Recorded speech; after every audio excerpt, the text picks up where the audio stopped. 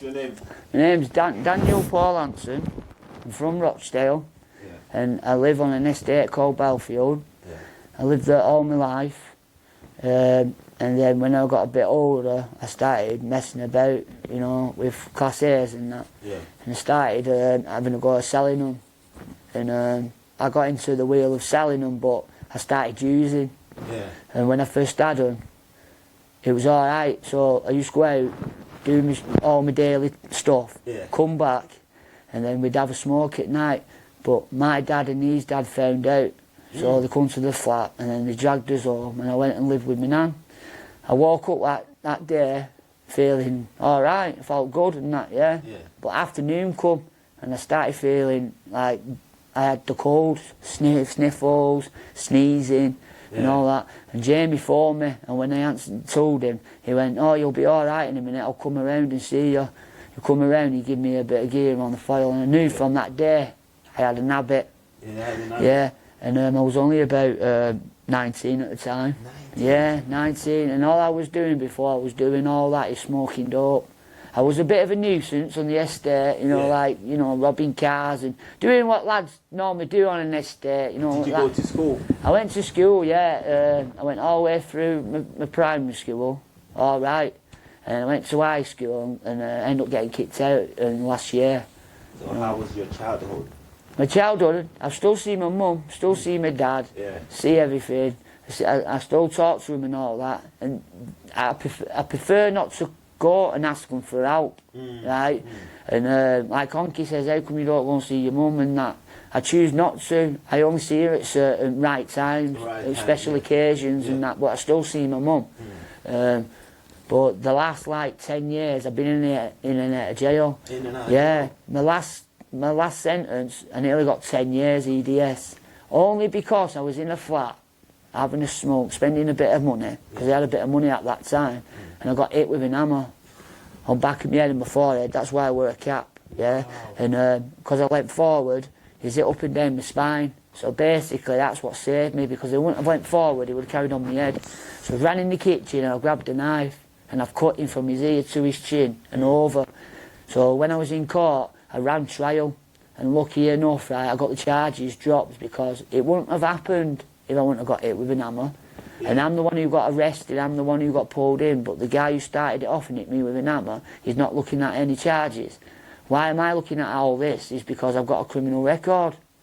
Anyway, my solicitor got onto it and that, and they ended up giving me 24 months, I did. 24 months? Yeah. But the time I went to court, I'd already done half of it. That's how long it ran for. And then I just got out, and I was doing well. I was living in that old house, you know, just up here, that hostel thing, near Tiger Taxis. I was living in there, and I was doing really good in there. And what happened is, I ended up having an argument with one of them in there, and it was like she was pushing me in the corner.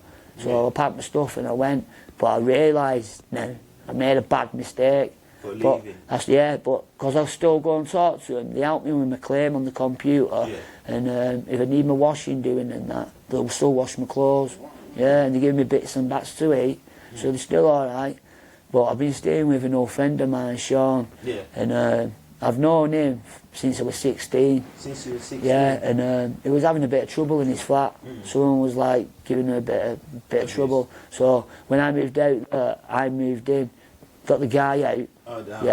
And he feels better now he's helping his friend who were homeless and his girlfriend. He helps people, Sean. If he sees you're homeless, proper homeless, because Sean's having hard times. He might have somewhere, but he's got other issues as well. But he still does what he does. He goes down and taps up and that. And I made a bad mistake, but I've been out of jail since January.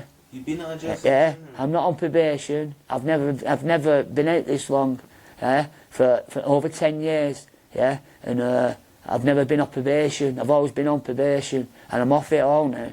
So I'm buzzing. Do you know what I mean? So what's keeping you on the right track? What's keeping me? I think I've grew some brain cells since the last few years, because I keep thinking that it's happening. Sorry. Because it's happening and all that, and I'm in control of it. Instead of going out pinching every day, Yeah. One of the lads who I know, he stayed at Honky's, yeah, and he wanted me to go out every day pinching. And I had a bit of an argument with him. I said, listen, I don't want to be doing this every day. I says, you know, I hate that, not worrying where your next money, a lot of money's going to come and all that. But I've stopped that. I just take the day how it comes, you know, now, and try to stay out of trouble. Yeah. And I had to say, nah, leave it, you know what I mean, get off it. But that's... But, like, I'm trying to get my own gaff. Yeah. And when I got on the phone the other day, it's because I walked out of there, they're not classing me as homeless. But I'm telling them I could be. You know what I mean? At this moment in time, when I left I was, and then I seen a friend. Helped me. But that's not always going to be there. As I've known him for years, I could stay there, but I want my own gaff. So I'm trying. They want me to pay a couple of payments before they give me one. So I'm going to try doing it. I am still trying, but I've like slipped a bit because I've moved out of that hostel. Are you working at the moment? No, I'm not working. I'm a qualified plasterer, me. Plasterer? Yeah. Well, my dad was on drugs for 20 years, yeah. Oh. I used to like be with him every day and all that, yeah. Get up to mad stuff with him and stuff, yeah, my dad. When my nan died, it sent his head on the right track. I'm not saying like he wanted to do it when my nan was alive. Yeah. But he got off everything. But my dad, when he was always on them drugs them 20 years, everyone knows my dad, yeah. He's always had some business going. He was on drugs, but he had a scrapyard. Yeah, but he lost his scrapyard because people said he was throwing waste down it, you know, poisonous waste. So every other week the council used to come and close it down. So he wasn't making money. So he sold it. So now he's got in with Oak Properties. He goes around and maintains all their properties. You know, like fixes whatever needs fixing for the people living in there or doing it up. And he said if I get sorted and think I can go and work with him because I'm a qualified plasterer. Because my dad. All my brothers, we've all got the same dad. Same dad. Yeah, and same mum. Yeah. And so my dad's always got us into a trade. Like my other brother, my younger one, he's an engineer. Wow. He's a good lad. He makes circuit boards for the Royal Navy. Wow. He gets like classified information what he can't talk to. He's took an oath. You know what I mean? So and he says the stuff what he sees, what's in them planes and that, what he has to do, it's unreal. And then you've got Anthony. I'm the oldest out of 3 of us. And then you've got Anthony. Anthony's a bricklayer. Yeah, that's what he's qualified in. Yeah. But Anthony's like 50-50. He reminds me of me. All he's doing at the moment is living his life like partying, because he's only young. He has a smoke of weed, he has a bit of coke at weekend and that. But that's how I was. And I keep telling him, don't slip and go to over harder drugs, because it's not worth it this day and age. Like all that stuff what you pay for does not work, right? And I regret it now. It's took me all these years and what I've done, right, just to say, nah, it's not even worth having. You know what I mean? A bit of weed and is stronger and all that. Honestly, and you pay less and you have a better time. So that's. How can you prevent your brother from? I can't really. All I can do is give him the right advice, right, and hopefully like he sees them red signs. You know what I mean? Because they've both seen it with me. What's happened to me? Do you know what I mean? Not so long ago, I nearly died. I was in a coma for 2 weeks, and what happened is, I went back to, my birdie who I was with for 11 years, she was at home, we was living on Great Howarth. This is when we had a flat together, you know, joint tenancy, this, because we was homeless at the time, and Stepping Stones got us in somewhere. We were the first couple they ever put together, because they don't like putting relationships together, because they have arguments, they smash the flat up, they have problems, but we had 2 flats out of them, and I went home, sat on the bed, I was waffling crap, and she said she fell asleep, and when she woke up in the morning, I must have fell off the unit and propped myself up against the unit, and when I was sick, it came out right, so that saved my life. And then when the ambulance come, they give me a dig adrenaline, all it did is kick my leg out, they put me in the ambulance, my heart stops, they brought me back, and then my heart stops again, they brought me back, but I found a coma, and then the information what the doctors were telling my mum and that, they were saying, we don't know if he will wake up anytime soon because he's finding it himself, we haven't put him in it.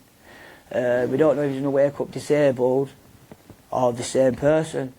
Bloody hell, 2 weeks after I woke up fighting fit, but I couldn't go anywhere because I kept saying I want to go, and I had a catheter in, you know, and wires in my neck and all that, and I wanted to go. And even the doctor said it was amazing. He says he's never seen anything like that of a person falling into a coma and not having no side effects whatsoever 2 weeks. of what he had. Yeah, and I got my toxicology report back, and it was long with all different types of drugs I took, and I couldn't believe it. I had to prove to 3 different doctors, the doctor who were looking after me, a psychiatrist, and CDT to get out of the hospital. It took me another 2 weeks to get out. So How many drugs did you have in your system? I had pregabalin, weed, crack, metazapine, whiz. I had them all. I had quite a lot. And he said, yeah, what it is when you take pregabalin, it enhances everything you have, so you need to be careful. Enhance everything? Yeah, that's what it says. So, like, say you have a few, and you have like a bit of weed, it smashes you, so it's like it enhances it proper. You have a drink, it enhances everything. It gives you, some people have them pregabalin, and it makes them, I think they're pissed. When I have them, because I've got ADHD, so I have, I have another tablet, you know, to keep me like calm, because I can talk. That's what I mean when they told me. They said, "You're better off going to work, Danny, because you'll be able to talk to him and that." Yeah. Thank you very much for watching Daniel's story. We're now going to talk a little bit about it. Please do not forget to subscribe if you have enjoyed it. Thank you. Daniel. Let me get my notes up. So Daniel talks to us a little bit about his... He doesn't go into great detail about his childhood, does he? It says he's had and still has a fairly good relationship with his parents. His dad was an addict for 20 years before he turned his life around. He now has his own company and stuff, doesn't he?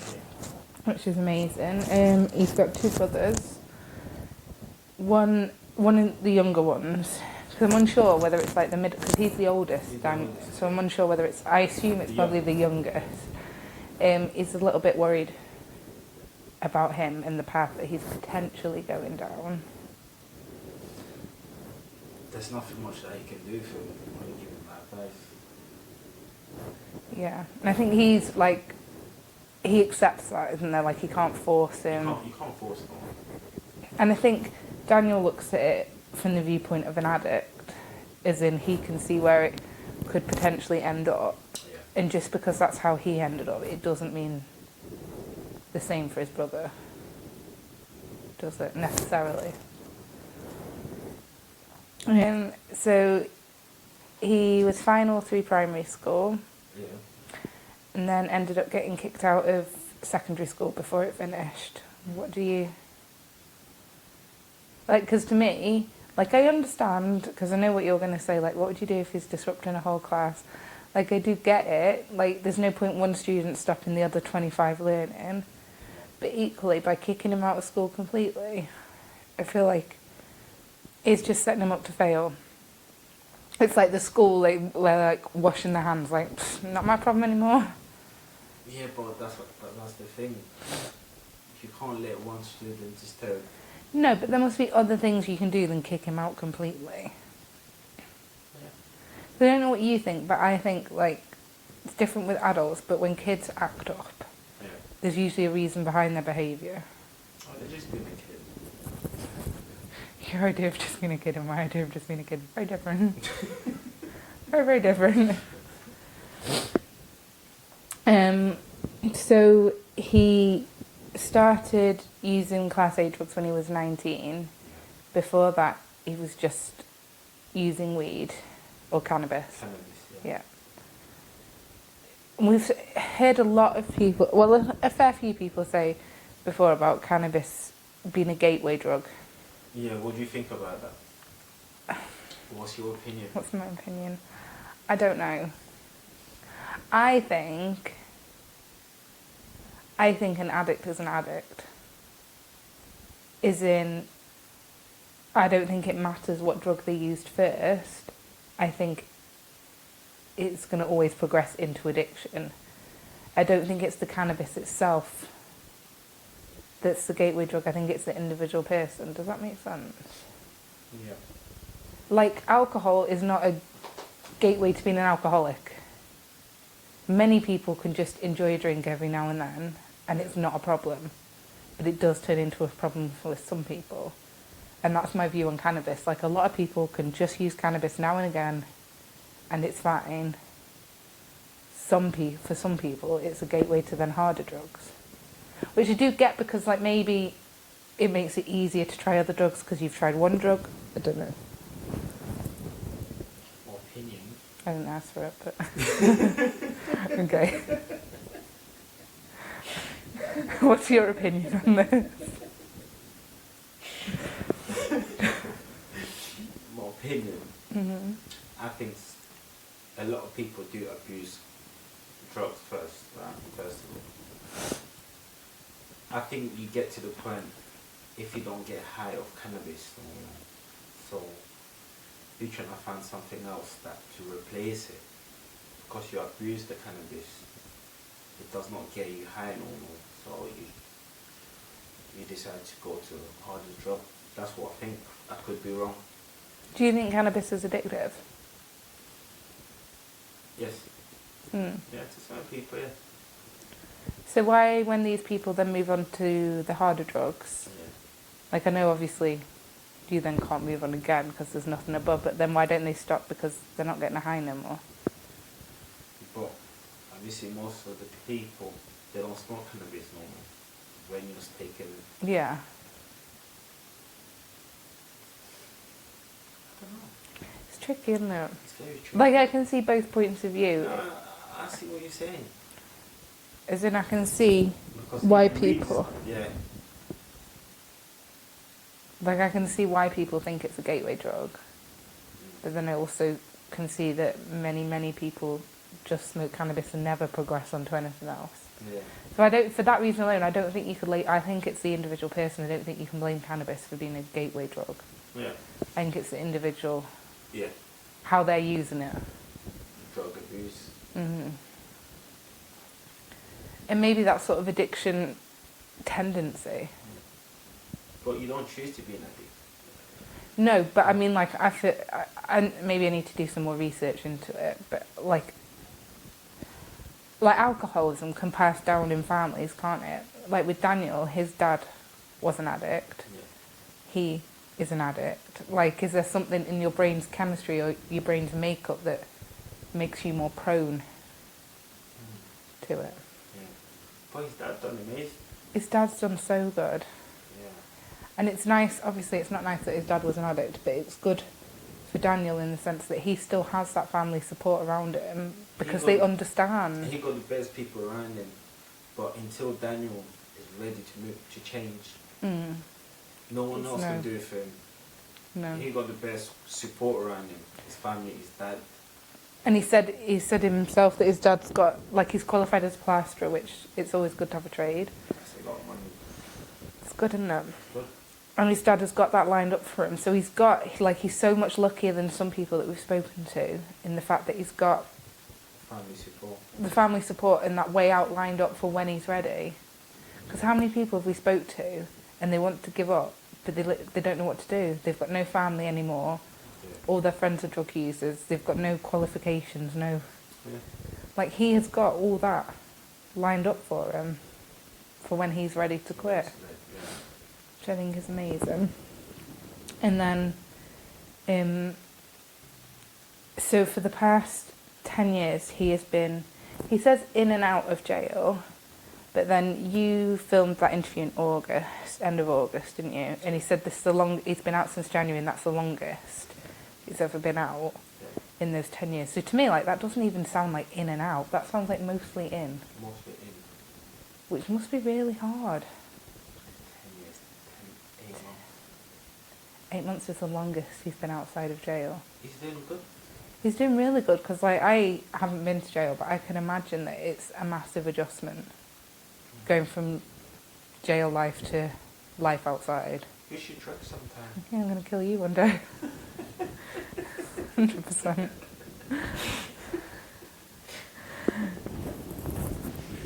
But seriously, because we've touched on this before, like, prison doesn't offer much support. No. There's not a lot of stuff. It's not about prison, it's about when you get released. You're just sort of... You're safe. It's the same way the Yeah. school just wash their hands. The prison are like, you've done your sentence. You've done your Not our... Yeah. It's not about prison, it's about when you get released. Mm. Yeah. He has done well, He's even doing though, well. like, at the moment, I guess he's homeless, isn't he? He's homeless, but he's doing well.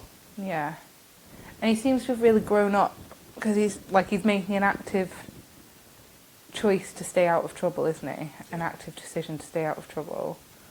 Like, he says himself, like, he's what, I think he said something about, like, he's grown some brain cells. Like, he's grown up. I'm sure that's the words he used, grown some brain cells. But he's, like, really... Prison, in a way, is almost allowed him to take a step back and look at everything, rather than being caught up in it still. Though I do think it's a bit of a joke, the last thing he went to prison for. The hammer thing. Yeah. So he gets hit with a hammer and in self-defence he slashed him across the face and he's the one that gets jail time. I don't know. But again, we're taking his version of events, that might not be how... Well, you have to believe what he's saying. Do you? Or do you believe the court? Like, I don't know. Like, I know neither of us are strong fans of the justice system, but what's the saying, like, innocent till proven guilty? He's been proven guilty of it. So I don't, like, I'm not saying that they get it right No. 100% of the time, even 50% of the time. 95% they get it wrong. Yeah. But even so, like, he doesn't strike me as someone who would just violently attack someone for no reason. No. He's so friendly. But I think, again, that's like prejudice on the police part, isn't it? They've walked into this situation and just judged him on the fact that he's an addict.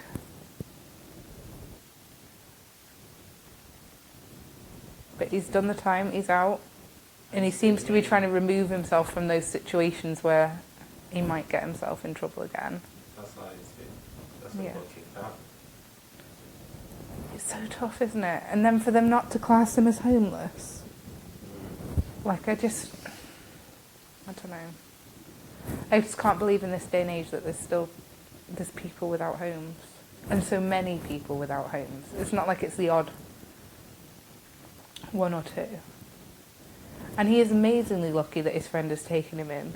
Yeah. But it's not his friend's job at the end of the day, is it? Not his friend's job. And that is so, not precarious, but it's not stable, as in they could have an argument or anything could happen and he ends up on the streets On again. the street. But at least then maybe the council would help. I don't know. That might be optimistic of me. Like, I get that they may have people with higher priority that are actually sleeping on the streets at the moment, but to tell him he's not homeless, I feel just takes the piss a bit. Yeah. Won't it? That's something I'll agree with you. Thanks. Can't happen. Is there anything else you would like to talk?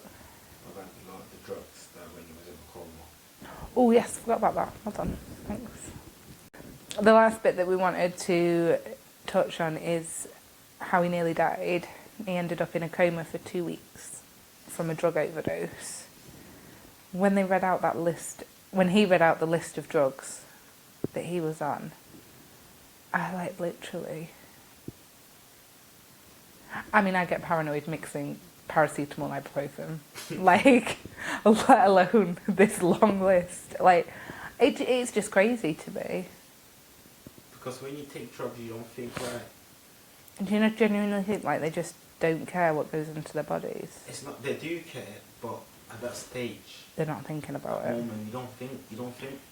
Because Right. to me, how could you take all of that and not think that you're going to die? To me, half of that list would probably mean certain death. But you don't think. Do you not think addicts think at all then? They Every do time... No, but I mean, sorry, you didn't let me finish. Of course they think. Every time they use, do you think it crosses their mind that this could be the last time? No. No. If it was like that, they won't be smoking. I think they could still have that thought and they'd still be smoking. Because the addiction's that powerful. Because they are, when you think about it logically, they are dicing with death every time they use. They don't know what they're using. No, Like, there's no trading standards for heroin. Like, they literally have no idea what they're injecting into the body. No. You're taking the person that you've bought it from word, Yeah. and at the end of the day, they don't know either. They don't. Half the time, they've bought it from someone else, and it's coming from someone. Like, You don't know. no one apart from the original person has any idea what is actually mixed and cut into that. Because it is an opioid at the end of the day, isn't it? Like morphine, methadone, Yeah. that kind of. Do you know what I never realised before we did this? I mean, there was a lot of things I never realised before we did this. But pregabalin's been such... I don't understand why they're still being prescribed by doctors. I don't understand why they're not banned. Why? Because everyone takes them. Yeah. Yeah. I never knew. There's a big It was... market for that. Yeah. Big market for it. I never knew that. Honestly, I don't know why they've not been banned. Half of these people are on the methadone script, so they know they're addicts. She's alive. And they're still... And, I mean, are they just stupid? Do they not know? They must know. Yeah, but you're talking about billion, trillion, million. Pharmaceutical industry. Yes. Mm-hmm. Same people forcing you to have your COVID job. Yeah. Not that you shouldn't get it, because we're going to cut that bit out. We'll get banned from YouTube. Seriously, we will. They take it really seriously. Please cut that bit out. You'll get the whole video kicked off. You will. They ban Instagram posts and everything. Seriously. Cut that bit out. Get yourself vaccinated.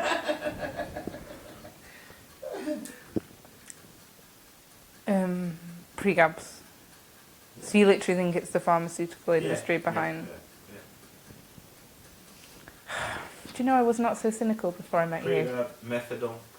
People I spoke to, methadone's more addicted to heroin. But is it less dangerous? Yeah. Because they always tell us at work that it's very hard to kill something with methadone. Yeah. Like if you worry you've given it too much, it's probably going to be alright. Not that that regularly happens either. Oh my god, can you cut half of this out?